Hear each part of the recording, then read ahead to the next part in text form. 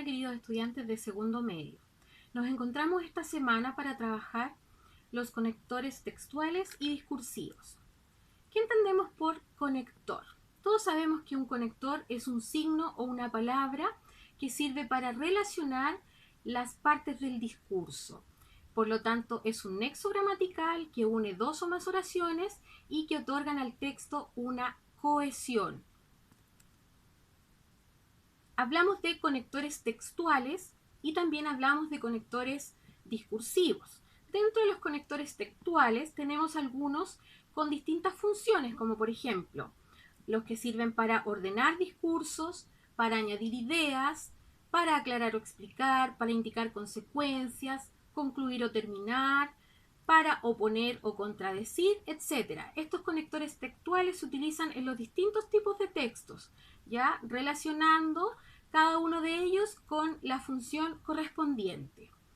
Por otro lado, tenemos los tipos de conectores que nosotros ya los vimos en la guía anterior, por lo tanto, esto es un refuerzo para los tipos de conectores que ustedes ya manejan. Por ejemplo, tenemos los conectores aditivos, que todos los conocemos ya, que sirven para expresar una suma de ideas, como por ejemplo el característico y, además, incluso. Tenemos por otro lado los conectores opositivos, que como su nombre lo indica, sirven para expresar distintas relaciones de contraste, de diferencia. Ahí tenemos los característicos pero, sin embargo, por el contrario, en cambio. También tenemos los causativos y consecutivos, es decir, causales y de consecuencia. Los causales conocemos el porque, pues, ya que. Dentro de los consecutivos tenemos por tanto, por consiguiente, etc. Por otro lado tenemos los comparativos, que son aquellos que sirven para establecer semejanza entre los enunciados. Por lo tanto, algunos de ellos son del mismo modo, análogamente, etc. Por otro lado tenemos también los tipos de conectores que sirven de ordenadores, que nos van a facilitar hacer la diferencia entre las partes del texto. Cuando se comienza un discurso podemos utilizar ante todo para comenzar. Tenemos también los de cierre de discurso, en fin, por último, los temporales, después de, después que, etc.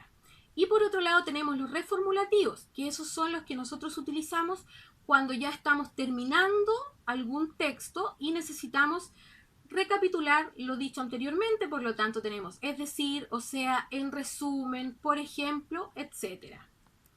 Por otro lado también tenemos los conectores que ya son conocidos por nosotros de causa.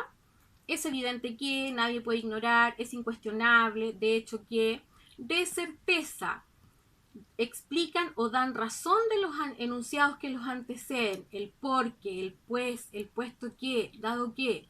Los de condición o condicionales son aquellos que aparecen y que van seguidos de una consecuencia, con tal que, cuando, mientras, luego, etc. Tenemos por otro lado los conectores de oposición, que son aquellos obviamente que señalan que los enunciados que vienen a continuación son diferentes respecto a los que los anteceden, ¿cierto? Por acá tenemos en cambio, no obstante, contrariamente. Y por último tenemos acá los de consecuencia como tal, que son aquellos así pues, de manera que, por lo tanto, etc. Dentro de los conectores también tenemos algunos que son específicos, que sirven para los textos argumentativos. Nosotros podemos utilizar los conectores textuales en cualquier tipo de texto, y para utilizar los conectores argumentativos tenemos que obviamente enfocarnos en las distintas partes del texto argumentativo. Cuando nosotros hablamos de tesis dentro del texto argumentativo, todos sabemos que la tesis es una postura personal, una opinión acerca de un tema de interés general. Por lo tanto, cuando estamos redactando algún texto argumentativo, podemos utilizar conectores como he aquí que, por lo cual puede sostenerse que, por consiguiente, etc. Cuando nos encontramos en la redacción de las bases, recuerden ustedes que las bases son las razones de la tesis, el porqué de la tesis. Por lo tanto, cuando yo estoy escribiendo un texto argumentativo, puedo introducir mi base con conectores como puesto que, ya que, la prueba es que, etc. Luego tenemos las garantías. ¿Recuerdan lo que son las garantías? Las garantías es el nexo más fuerte que existe entre la base y la tesis dentro de los textos argumentativos. Por lo tanto, aquí hay conectores muy fuertes, como por ejemplo, a partir de, y eso porque, dado que se van a relacionar directamente con lo que ya hemos explicado en las bases y en las tesis. Y luego tenemos los respaldos. Recuerden ustedes que los respaldos es toda la información que puede ser accesible para el receptor o lector del texto, que puede ser comprobable. Son datos porcentuales, estadísticos, etc. Por lo tanto, los conectores característicos para este tipo de respaldos son según, como dice, porque, etc. Queridos estudiantes, la actividad de la guía de hoy va a ser dividida en dos partes. La primera parte va a ser una selección múltiple donde ustedes van a aplicar los distintos tipos de conectores que ya hemos estudiado en la guía anterior. Recuerden que esta solo es un refuerzo de la guía que se trabajó la semana anterior.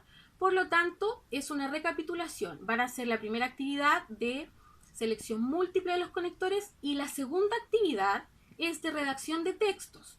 Ustedes van a redactar un texto, recuerden, texto no literario, donde van a utilizar 4 párrafos y van a aplicar los conectores ya vistos. Pueden ser textuales, discursivos.